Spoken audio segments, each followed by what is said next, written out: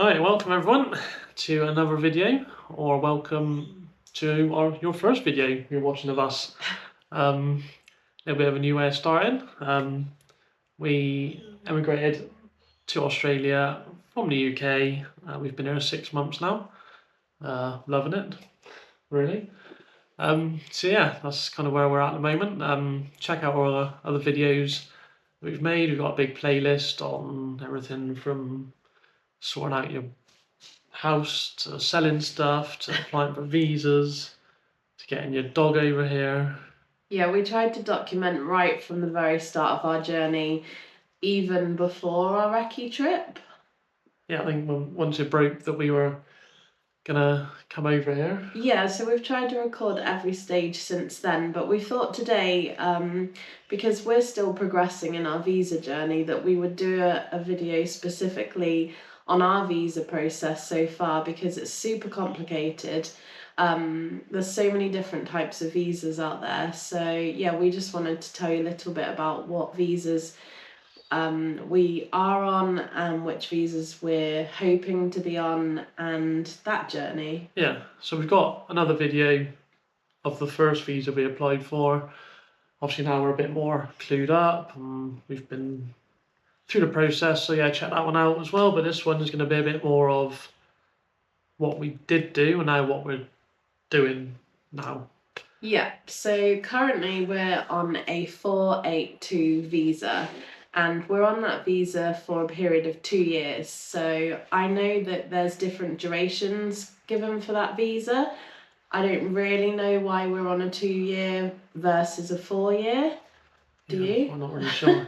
I know something to do with like age, maybe. I don't know, but Yeah, we always knew that obviously this wasn't something that we wanted to do short term, so we engaged a visa agent straight away, and this is just the route that they've told us that we should take.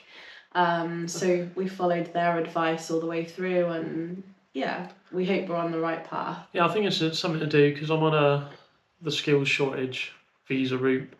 I think it's something to do with either there's a 2 year temporary visa or a 3 year visa, and it gives you like a pathway in. I think it's a quicker way of getting in to PR because of the skills shortage. Anyway, yeah, something like that. So yeah, well, we've been using a visa agent. What were they called? I think it's called like Visa, VISA, Immigration Solutions Australia. Yeah, there we go. It's a good play on words, wasn't it? So yeah, we've been using them. Well, her name was Sue. She's been really good. At the beginning it was kind of like emailing back and forth, waiting 8 hours for a reply because of the time zones. We were in the UK. Now it's kind of like we're here, so it's same time zones. Emails are good, so we recommend using them. Yeah, and we haven't had to meet her in person or anything, even though we're here now in Australia. Everything's been done remotely, and that's just been great. Yeah, so it's been really good. You just get sent the forms, you fill them in, scan them back, and off you go.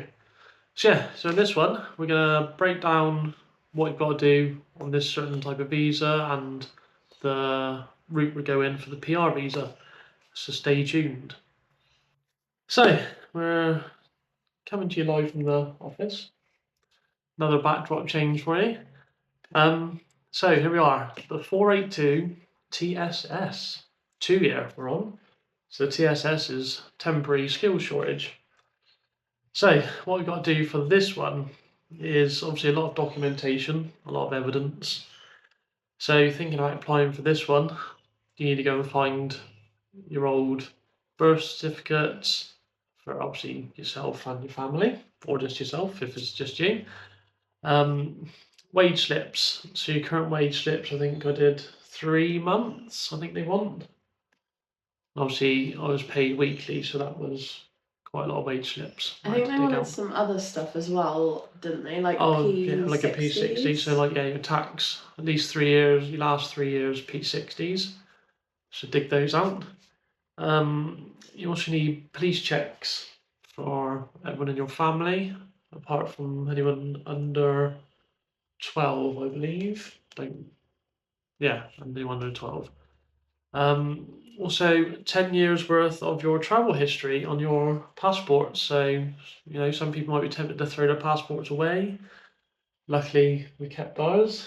And yeah, so especially if you travelled for work, That was a lot of trips to you record. have to all the dates of what date you left, what date you come back, where you went. So yeah, 10 years worth of that. Also your qualifications. If you're going for a skilled job, obviously they want to know that you can do the job, so you have to kind of prove documentation wise. You also have to supply a passport photo of each member of your family, and obviously then you've got your fees to your agent and fees for visas. We won't really go into those ones right now because we've done an old video. Go check that one out because there's quite a lot involved in that one. So yeah, that was our route. So the 482 got us over here. So we've got about another year left on our visa on that one. So we're lodging for a 186, which is a permanent residency visa. That's for a skilled trade. I'm a metal machinist, first class, what they call it. Basically, an engineer. Excuse the dog. Yeah. So what do we do with that one? The big one for me was the skills assessment. It was kind of been makes you kind of question yourself, like, do I really know what I need to do for my job? But yeah, basically, That's because you found it so easy. yeah, it's just I don't know. It was weird. It was obviously you get asked a lot of questions. I had to go to an office in Brisbane in the city centre. Even though I asked if it's going to be face to face, I was told it'd be face to face, and ended up going into some room that they rent out, and I did it over Teams in a little room, like a little 6 foot room, which was odd. So yeah, I had to do it all over Teams. So basically, you just get asked questions about kind of certain aspects of your job. So for my job, it's like, how do you set up a lathe? How do you do this? How do you use this tool? What would you do for that? And a lot of them, I think, trick questions, and we were kind of discussing it on the way back in the train going, they sounded quite easy, the questions, like too easy. And there was one bit where he had to literally read the words that were on the drawing. And I was just like, okay, so read them. He's like, yeah, that's fine. I was like, right. So yeah, it was. A lot of it's to do with your skill, but also a lot's to do with being able to read and write English, right? Yeah, I think, yeah. Yeah, you had to obviously confirm your name, your details, hold up your passport. So yeah, skills assessment is the big one. So that's all passed, which then has given me a Cert 3, like an Australian equivalent of all I've done. Well, not all I've done, but the start of my qualifications. So basically, yeah. So that was good. That's passed. Next up, I think just after we've lodged for your PR, you've got to have medicals. I think there's also an English test. We don't not? have to do that, supposedly. Oh. I know there is an English test. I think it's certain visas. I think you need to do an English test on. I thought permanent residency. Yeah, it depends on was... the one. So if you're going to be a teacher, for Yeah. example, you obviously have. I think it also helps with points as well. I believe it's obviously getting on in life. And the closer you get to 45, the harder the points are to get. So yeah, I think our visa agent hasn't said we have to do an English test. She didn't list it anywhere. So Because I know a nurse that had to do an English test. might I don't know. But we don't have to do it on a 186 for my skill anyway. Anyway, if we do, I think we'll be fine. Yeah, hopefully. That was one of the questions for one of our next Q&A videos, actually. So may as well answer it now. Did we have to do an English test? No. There you go. That saved everyone watching 5 minutes of your life. Yeah, so according to the visa agent, medicals have got to be done after you lodge for your PR. So basically, they're quite hot on tuberculosis over here, I believe, is the main thing they scan for. They scan chest x-rays, and they're quite expensive. I think they're like $450 an adult and a bit less for kids. But we'll break down the fees in a bit. Police checks again, so we've got to do 2 lots this time. So another one for the UK because they only last 12 months, and one for Australia, again 12 months.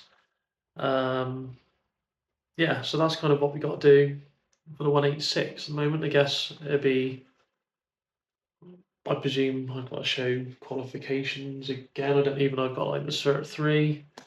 We're not completely sure just yet, but obviously we'll keep you updated as we know more, because we've just literally just started. The next bit, that was the bit we're waiting for, was the skills assessment. That was the biggie. If we didn't pass that, then I don't know what we would have done. We'd have to fly home. Yeah, or just hide. Yeah. So there we go. That's where we're to with the visas. So we'll break down the costs coming up.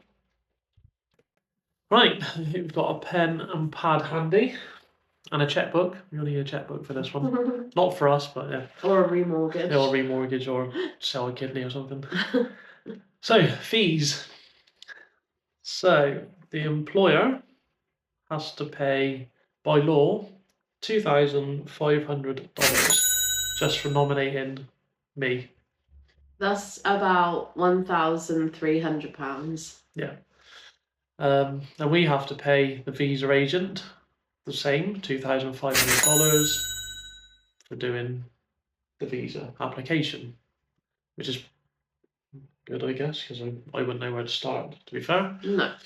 So then we got the DHA fees, which is Department of Home Affairs, who are... Who are they? I don't know. It's Australian government, I presume. Yeah. They got a lot of money though, whoever it is. So yeah, the fees just for the visa. So for me, the main applicant is $4,640. So that's what, £2,400? Yep. Just for you. Just for me. And then for you, 2,320. So £1,200. Then we've got eldest, same again. And the youngest is $1,160. So a bit of a saving there. That's what, £600? Yeah. So the total just for the visa fees is 10,440 Australian dollars. Nearly £6,000. So that's what we said you need to get your checkbook out. Then the employer has got to pay another $540 for like an application fee, basically to say that there's no Australian available. They got kind of re-advertised for a job and whatever. £280. Okay. Also, they have to pay. There's 2 different fees depending on the turnover of the employer. So if they earn, or if they turn over under $10 million a year, it's $3,000. Or if it's over 10 million, it's $5,000. So 3,000's like 1,500, 5,000's like 2,500. Yeah, and don't forget, this is all on top of the fees that we've already paid for the 482. Yeah, so check out the previous video of we did a breakdown of that, and what we come up to, coming some stupid amount of money. Yeah, we've tried to forget. Yeah, so we had obviously we've done the relocation fees, we did the dog fees, we did the visa fees, the shipping fees. So yeah, check out our other video. That was scary. So yeah, so all our fees, with including medicals, police checks, we're not sure how much they're going to be just yet. But we are sitting at 14,740 Australian dollars. Just for our permanent residency visa application so far. So far, yeah. That's like $8,000. Yeah. and the employer has to pay roughly $80,000. So he got off a bit light at that time. About £4,000. So yeah, that's where we are on the 186 journey. I've got until October to get it lodged because I hit 45 by then. You can lodge it before you're 45, but obviously it can't be granted until you've been here or done 2 years experience in the job that you're in with your current employer. So we've got another 18 months. So I don't know, because our visa started before we came out here, Yeah. because we had to wait for the dog. So I don't know if it starts at the start of the visa or when we arrived. I don't know. We'll have to check that out. Yeah, we'll let you know. But they say money can't buy happiness. Well, if you want to move to Australia, clearly it does. It does. A lot of money, but yeah.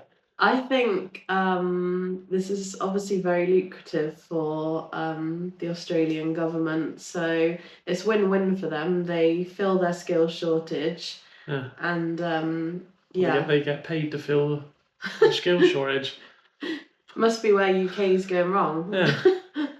Yeah, it's a good one, that, isn't it? I did it on a side note. There's you can an RPL, so basically it's where you can pay a company to kind of transfer over your UK qualifications to Australian qualifications. What's an RPL? I don't know what it is. I'll have to look it up. I'll put it on the screen when I figure it out. So yeah, basically it's like a skills assessment. So you have to do video evidence of hitting certain criteria of it, and then you then get granted what I did. So for a skills assessment, so there is another way. The skills assessment is the official way, but if you wanted to do any other, if you had any other qualifications, I think it costs around about $3,000 onwards to get your UK qualifications turned into an Australian equivalent. So if you want to do that, check them out. There's loads of companies offering it. I can't remember who I picked, but yeah, so RPL, I'll stick what it means. I can't remember what it is. So yeah, that's kind of where we're at the moment. We're literally just going to start in the next bit now. We're getting to the money side of things, having to pay the visa agent her fees for doing the documentation and stuff, and the employer has to do his bit. So yeah, that's where we're at the moment. So yeah, if you're enjoying these videos, I know they're a little bit here, there, and everywhere at the moment because that's kind of where we're to. Yeah. Yeah, like and subscribe, and thanks to everybody that's joined the channel recently. And we do have an Instagram page, so if you're not already on there, please have a look for us on there. We're under at The Great Emigrate, and yeah, obviously it's great so many of you are reaching out and sending us messages. We really love replying to you, and yeah, we'll keep making the videos and hope to see some of you soon. Some of you have reached out because you're starting your journeys, and yeah, we are up for meeting up with any of you and talking some more about what we've been up to. And yeah, always good to have some connections when you get here. Yeah, and actually people are actually watching us, so yeah, thank you everyone. And yeah, we'll see you in the next video.